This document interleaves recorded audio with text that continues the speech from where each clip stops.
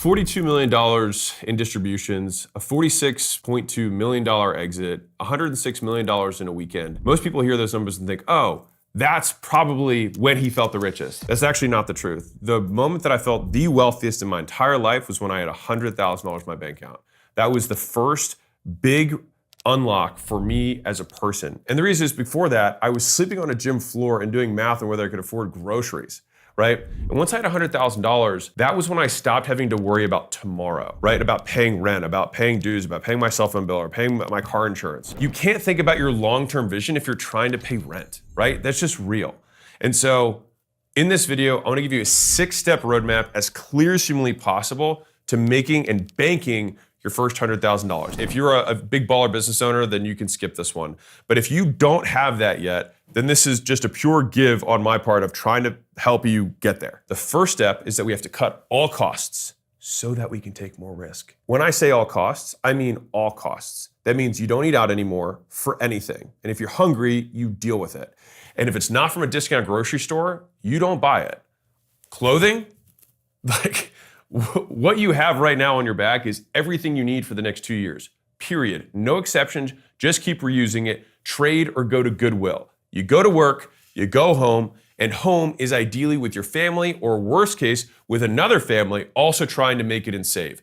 And it's gotta be as cheap as you possibly can. And I say this as somebody who lived through this. When I was beginning my journey, I was splitting a bedroom in a 6-bedroom house with one guy, just in that bedroom, as in like every night we'd stare at each other and I'd be like, good night, John. And he'd be like, good night, Alex. And I'd blow out my candle. But I had roommates that I was paying like $300 or $400 a month for a very long time while I was beginning my business and started to actually make real money, and I still stayed there. Now, the next thing is gonna be your car. So if we think about expenses, ideally a paid off clunker is the best way to go. If you can't, you want it to be as cheap as humanly possible, but ideally just pay off your car so you don't have to think about it again.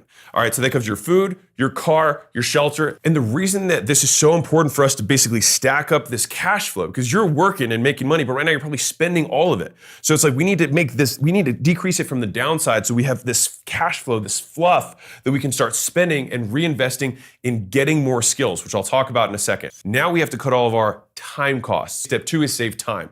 And so if you work a 9-to-5 job, this is kind of just the reality of it.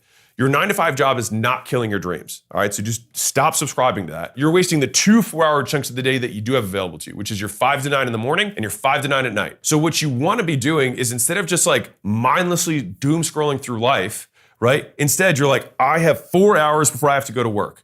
Right now, if you work remotely, even better because you can be more efficient with it. If you're not remote, then it might be 3.5 hours, or you just wake up earlier. And I also say this as someone who did this, right? The reason that this whole like, I wake up early in the morning became a thing for me was because that was the only time I could get ahead. And so I very much believe in Kobe Bryant's perspective on this. It's like if everyone else is going to practice, he's like, well, if I do 2 extra practices a day, I'm gonna move forward 3 times faster. And so 1 is we got our money back. 2, we got our time back. Now that we have our time back, we need to minimize the distractions in that time period because focus is achieved not through addition, but subtraction. When you remove everything else that doesn't matter, focus is what's left. Now, if you happen to be if you're on your path right now, so like let's say that you're not at job, so you started a business, but it's not making as much as you want and you don't have the 100K in savings. Let me just give you the simplest formula that I had. This is kind of like the 2.0 version, which is a 4-4-4 split. So if you're at 9 to 5, then you got 5 to 9 and 5 to 9. If you don't have a 9 to 5 during the day that you got to go to, then I like to do 4 hours of promotion. First thing I do when I get up is let people know about my stuff. Because if nobody knows about your stuff, they can't give you money.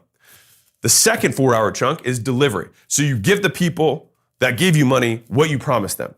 The third 4-hour chunk is building. So this is building the future, figuring out what to do next and how to do it. This is a combination of 2 things. It's going to be the curation of opportunities, like what are all the things that are out there? I have to see them, find them.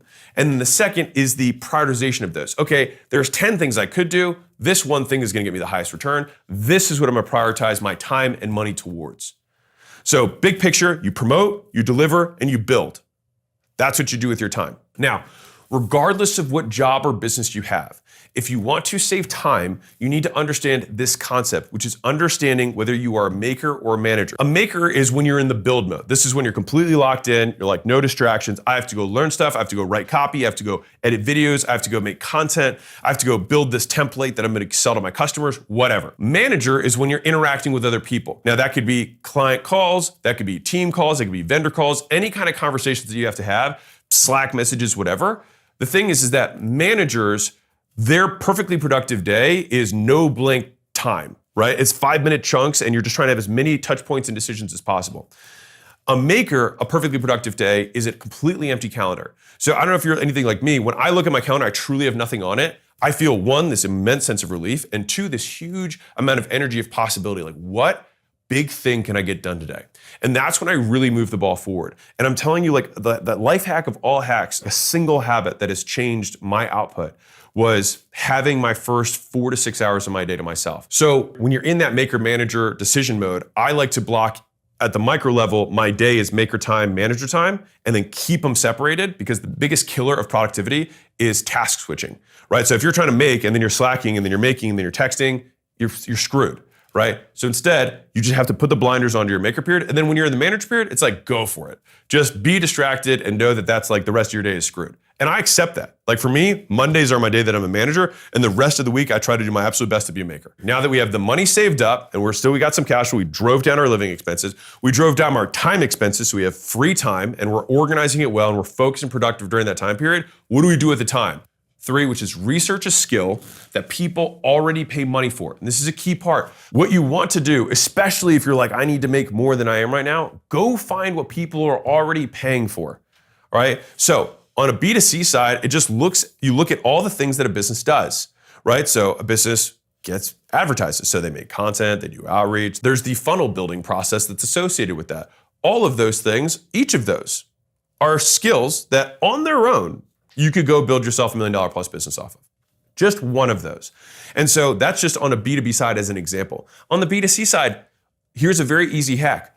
Just print out your credit card statement or your bank statement and look at what you actually spend money on. So just think, when you're selling to consumers, I'm going to give them time back that they otherwise wouldn't have.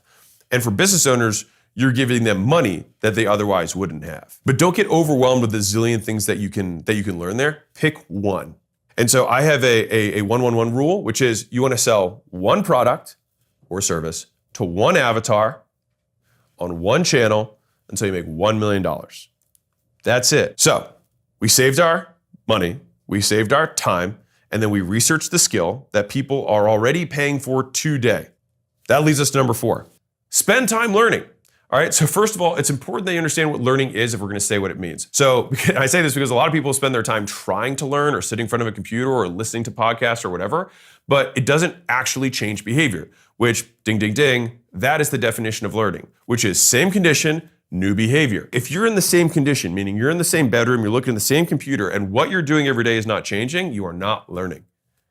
So use that as a simplest litmus test for understanding whether the content that you are consuming is valuable.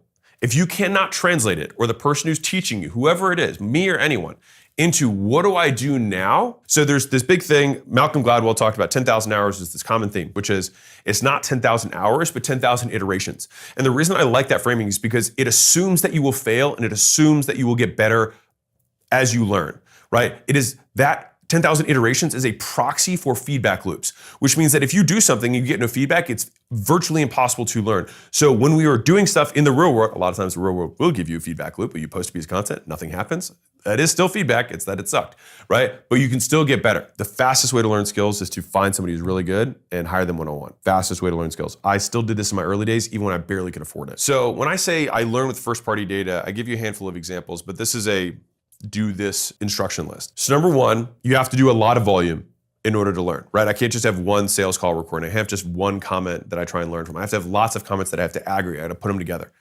Number 2 is that I analyze the top 10%. So what are the top 10% of sales calls? What are the top 10% of content? What are the top 10, customer service resolution, person? What are these top 10% outcomes? What do they have in common that the other 90% don't have. And you can apply this to any subject matter that you're trying to learn. So that is step 3. You analyze the difference. Step 4 is you figure out the most important details, like the eyes, like the feet, like the whatever. And this is where a lot of people struggle, is that they don't know which part is important. And that's part of learning, is that you're like, there's 6 differences. I don't know which one was the reason, so you start trying them one at a time. It just is what it is. And so the final step is avoid the mistakes that the 90% is making that are keeping them at the bottom, and do more of the stuff the top 10%. And you just continue to do another 100 repetitions, look at the top 10, try and make the next 100 look like those 10, and do it over and over and over again until people are like, man, you're so good at this, you must be a natural. And that is fundamentally how you learn any skill. We saved our money so we could get aggressive. We saved our time so we'd have time to actually do the work. We researched which skills to learn. Then we spent our time actually learning, and we walked through exactly what those 10,000 iterations look like. So what do we do now? Step 5 is you spend the money in the right places. So I think of this in 3 bigger buckets. You've got tools, you've got implementation help, and then you've got trial attempts. So think about that as like, where am I going to spend this time and money? Because you actually have to do this in order to get out. Like if you're just like, okay, I'm saving my time, saving money, you're not gonna get to 100K, right? Like you have to do stuff too. So for tools, that might mean that you might buy a software too, right? That might mean like a CRM or a landing page thing, or school, it's $9 a month, right? Like chill, all right? To get started, right? Because for you to, like, the alternative is you could try to rebuild the entire thing, yeah, or you could just like go to grab a tool that's already there, save yourself some time. So that's what kind of tools looks like. Implementation, this is where you can buy courses, you can buy communities on school if you're looking to learn anything. You can get tutoring, which I'm a huge advocate of, and for some reason this is like fallen out of vogue. But if you can get someone to just give you one-on-one help, my God, it's so valuable. The next is trial attempts. So that means like, okay, I want to start running ads. Okay, great. Well, you got to spend money on ads. Or like, hey, I want to start, making content. You're gonna have to spend money on maybe some of the editing software that goes with that. Like, of course, there are free things, and be as cheap as possible, but accept that some of these things are kind of minor investments that will give you huge leverage on your time. So the last step, and the whole point of all this, is to just increase your active income. People look at the billionaires and they're like, oh, they live on passive income. What people miss is that most billionaires who are self-made made their money from making money, meaning they had active income. They had monster active income that they could deploy. Like, you get rewarded for the risk you take on. You cannot take any risk on if you have no time and no money. So you need to go find that risk, create something that you can put at risk so that you can get rewarded for it.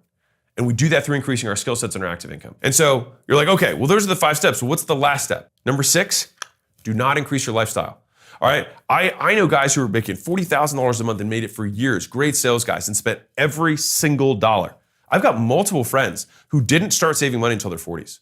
And they were like, oh my God, I can't believe I just like lived that way, right? You wanna be rich, not look rich, right? This is about 100K in the bank, not 100K in revenue. Everything minus food and shelter is your profit. I say this as once things started working out for my gym, my first gym, I was making about $20,000 a month in income, personal.